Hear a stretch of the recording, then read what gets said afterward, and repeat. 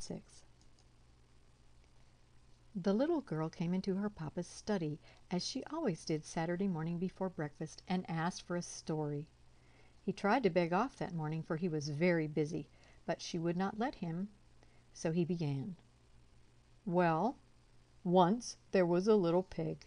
She stopped him at the word. She said she had heard little pig stories till she was perfectly sick of them. Well, what kind of stories shall I tell, then? About Christmas. It's getting to be the season. Well, her papa roused himself. Then I'll tell you about the little girl that wanted it Christmas every day in the year. How would you like that? First rate, said the little girl, and she nestled into comfortable shape in his lap, ready for listening. Very well, then, this little pig. Oh, what are you pounding me for? Because you said little pig instead of little girl. I should like to know what's the difference between a little pig and a little girl that wanted it Christmas every day. Papa, said the little girl warningly. At this, her papa began to tell the story.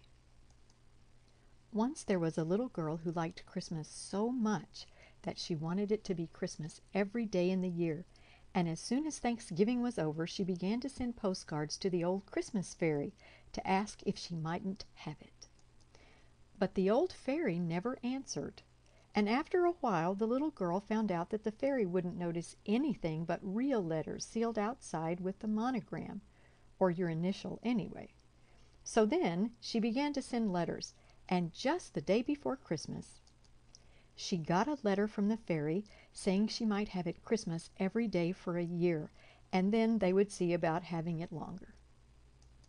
The little girl was excited already, preparing for the old-fashioned once-a-year Christmas that was coming the next day, so she resolved to keep the fairy's promise to herself and surprise everybody with it as it kept coming true, but then it slipped out of her mind altogether. She had a splendid Christmas. She went to bed early so as to let Santa Claus fill the stockings, and in the morning she was up the first of anybody and found hers all lumpy with packages of candy and oranges and grapes and rubber balls and all kinds of small presents.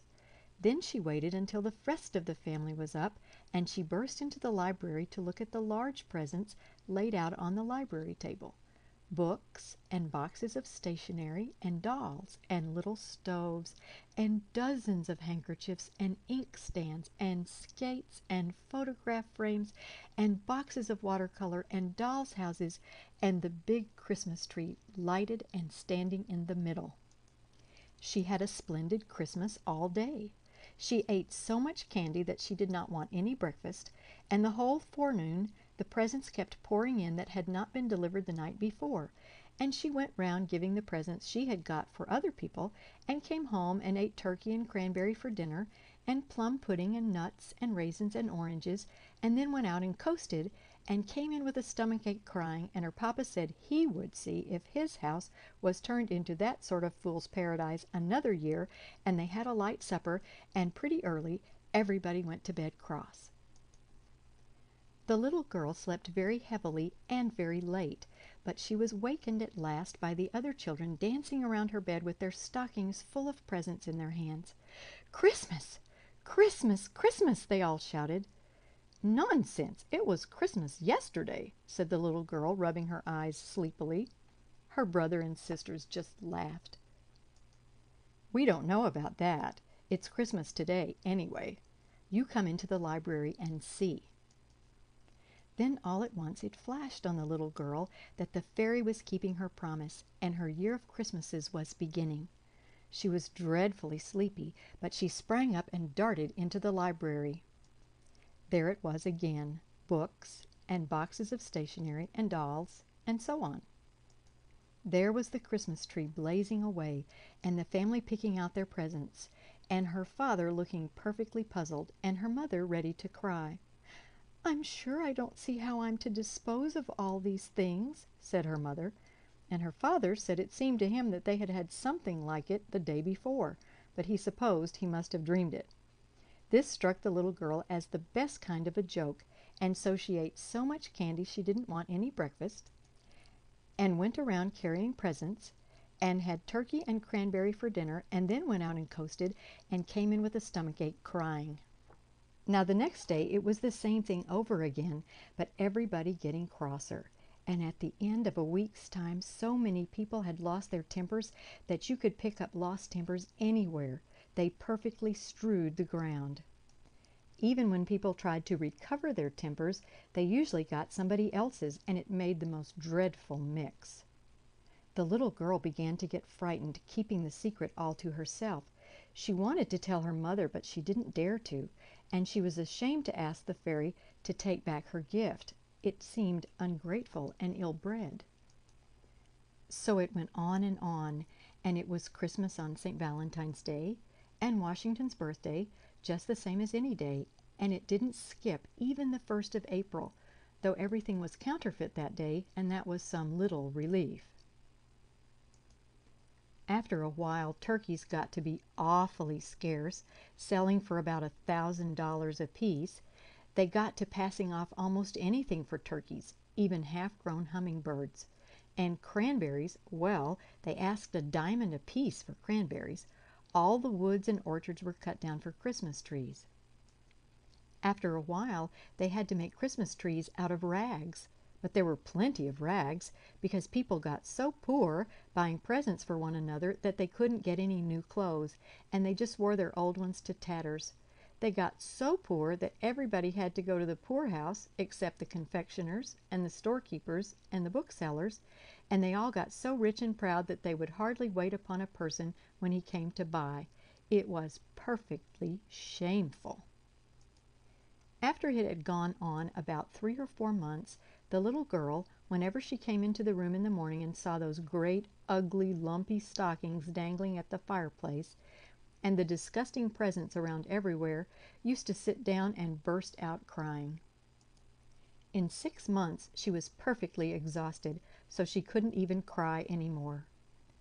And how it was on the 4th of July.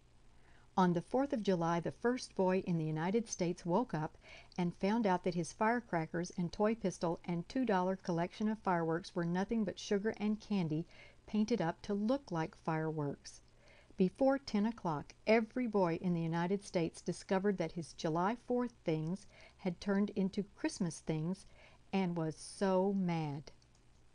The 4th of July orations all turned into Christmas carols, and when anybody tried to read the Declaration of Independence, instead of saying, "When in the course of human events it becomes necessary," he was sure to sing, "God rest ye merry gentlemen." It was perfectly awful. About the beginning of October, the little girl took to sitting down on dolls wherever she found them. She hated the sight of them so, and by Thanksgiving she just slammed her presents across the room. By that time people didn't carry presents around nicely anymore.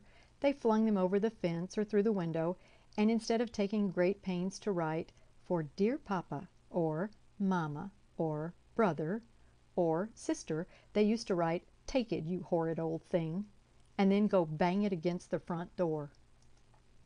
Nearly everybody had built barns to hold their presents, but pretty soon the barns overflowed, and then they used to let them lie out in the rain or anywhere. Sometimes the police used to come and tell them to shovel their presents off the sidewalk, or they would arrest them. Before Thanksgiving came, it had leaked out who had caused all these Christmases. The little girl had suffered so much that she had talked about it in her sleep, and after that hardly anybody would play with her, because if it had not been for her greediness, it wouldn't have happened.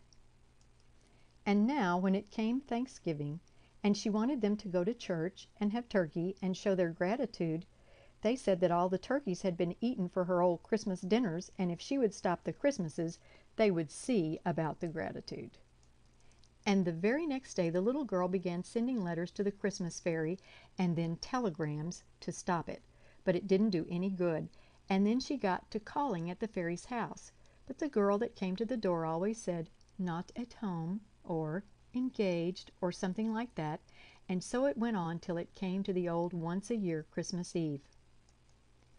The little girl fell asleep, and when she woke up in the morning, she found out it was all nothing but a dream. suggested the little girl. No, indeed, said her papa. It was all every bit true. What did she find out then? Why, that it wasn't Christmas at last, and wasn't ever going to be any more. Now it's time for breakfast. The little girl held her papa fast around the neck. You shan't go if you're going to leave it so. How do you want it left? Christmas once a year. All right, said her papa, and he went on again. Well, with no Christmas ever again, there was the greatest rejoicing all over the country.